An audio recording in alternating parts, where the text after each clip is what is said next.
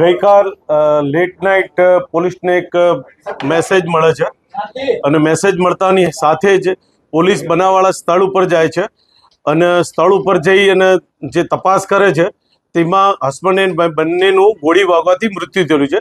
આમાં હકીકત એવું છે કે એનઆરઆઈ ટાવર છે વસ્ત્રાપુરમાં. એનઆરઆઈ ટાવરમાં 5મા માળે 502માં આ ઘટના ઘટી છે, જેમાં આખામાં મરણ જનાર છે રાજેશ્વરી બા યશરાજસિંહ ગોહિલ છે અને બીજા છે યશરાજસિંહ દુર્ગેશસિંહ ગોહિલ. આ બંનેનું ત્યાં મૃત્યુ થયેલું છે. આમાં હકીકત એવું છે કે સૌ પ્રથમ આ બંને કપલ પોતાના કોઈ સગાને ત્યાં જમવા ગયેલા, જમીન પરત આવી અને પોતાની મધરને મળીને પોતાના બેડરૂમમાં સુવા ગયા. એ દરમિયાન અચાનક એમનો છોકરો મધરના બેડરૂમમાં આવીને કહે છે કે મારી રિવોલ્વરમાંથી ગોળી છૂટી ગઈ છે અને મારી વાઈફને વાગી છે, આપણે એને હોસ્પિટલ લઈ જવી પડશે. આ હકીકત જણાવતા મધર અને એનો દીકરો બંને જ્યાં બેનને ગોળી વાગી છે બેડરૂમમાં આવે છે. એ દરમિયાન એમના દીકરાએ 108ને ફોન કરેલો હોય છે. 108 પણ ત્યાં આવી જાય છે. 108ના કર્મચારી આવી અને આ બેનને ડેથ જાહેર કરે છે કે બેન મૃત્યુ પામેલા છે. એ ડેટ જાહેર કરતા 108નો કર્મચારી બેઠક રૂમમાં જઈને પોતાના કંટ્રોલ રૂમમાં જાણ કરવા જાય છે કે ભાઈ આ બેનનું મરણ ગયેલું હોય, પોલીસ મોકલી આપો. આ મેસેજ કરવા જતાં આ ભાઈ જે યશરાજસિંહ ખરા એમને જાતે જ પોતાને ગોળી મારી દીધી માથાના ભાગે અને એ અવાજ થતા એમના મધર અને 108ના કર્મચારી બંને બેડરૂમમાં જાય છે. ત્યાં યશરાજે પોતે ગોળી મારી લોહી લુહાણ આંખમાં નીચે પડેલા હોય છે. આ મુજબની એક ઘટના બને છે. ઘટનાની જાણ પોલીસને થતાં પોલીસ તાત્કાલિક હરકતમાં આવે છે અને દિવ્યાનીની બાની આ એક જાહેરાત લે છે અને ત્યાં જઈ FSL અધિકારી, ફિંગરપ્રિન્ટ અધિકારી અને ફોરેન્સિક એક્ઝિક્યુટિવ મેજિસ્ટ્રેટ આ બધાને સાથે રાખી મરણોત્તરના કાગળો તમામ કાગળો પૂર્ણ કરી અને બંને જે મરણ ગયેલા છે એ બંને હસબન્ડ એન્ડ વાઈફને બોડીના FSL એટલે ફોરેન્સિક્સ PM કરવા માટે સિવિલ હોસ્પિટલ અસારવામાં મોકલી આપે છે અને આગળની તપાસ હાલ પોલીસ ચલાવી રહી છે. લગભગ પોલીસને 12 આસપાસ આની મેસેજથી 112 પર જાણ થાય છે અને પોલીસ આ પ્રકારની કાર્યવાહી કરે છે. પોતે સરકારી નોકરી કરે છે મરીનટાઈનમાં, એવું અમને હાલ જાણવા મળેલું છે અને એમના વાઈફ છે હાઉસવાઈફ હતા. પોલીસ જ્યારે પહોંચી ત્યારે બંને મૃતદેહો કયા હાલતમાં હતા, એમના માતા પણ ઘરમાં હતા, એમનું શું કહેવું? એમનું કહેવું તો અગાઉ મેં આપને જે જાણ કરી કે મારો દીકરો અચાનક એમના બેડરૂમમાં આવે છે અને મારી રિવોલ્વરથી ગોળી વાગી ગઈ છે એવા મુજબની જાહેરાત કરતા આખી હકીકત આ પ્રકારની બનવા પામે છે.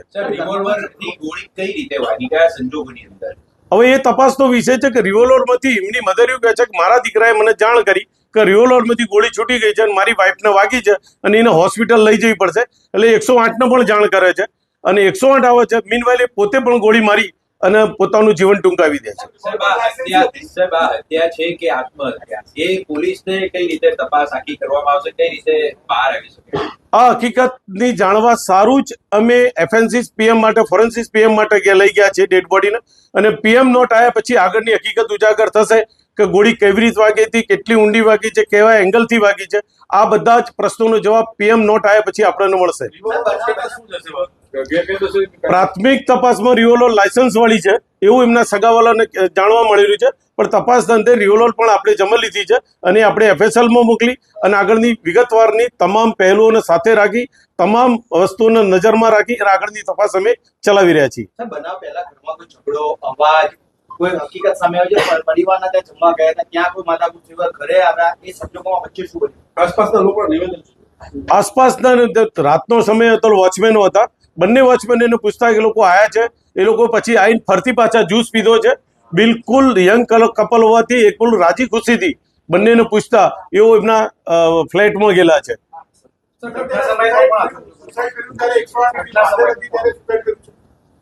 ઘટના બની ત્યારે એમના મધર હાજર હતા. જે રૂમમાં ઘટના બની ત્યાં તો હસબન્ડ એન્ડ વાઈફ બે એકલા જ હતા. બાજુના રૂમમાં એમના મધર સૂતા હતા અને મધરના દીકરાએ જઈને જાણ કરી યશરાજસિંહે કે મારી રિવોલ્વરમાંથી ગોળી છૂટી ગઈ છે ને એને વાગી છે ને આપણે હોસ્પિટલમાં લઈ જવાની છે. જ્યારે બીના બને છે, જ્યારે વારદાત ઘટે છે ત્યારે હસબન્ડ એન્ડ વાઈફ ને એની મધર બાજુના રૂમમાં હાજર હતા, બાકી બીજું કોઈ હાજર નહોતું.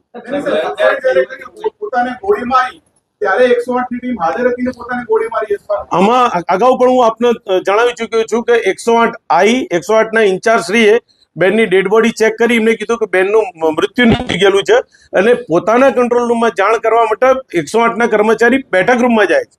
જ્યારે બેઠક રૂમમાં જઈને પોતાના કંટ્રોલ રૂમમાં જાણ કરતા હોય છે તે દરમિયાન બેડરૂમમાંથી એક અવાજ આવે છે, એટલે એમના મધર અને 108નો કર્મચારી બેડરૂમમાં દોડીને જાય છે.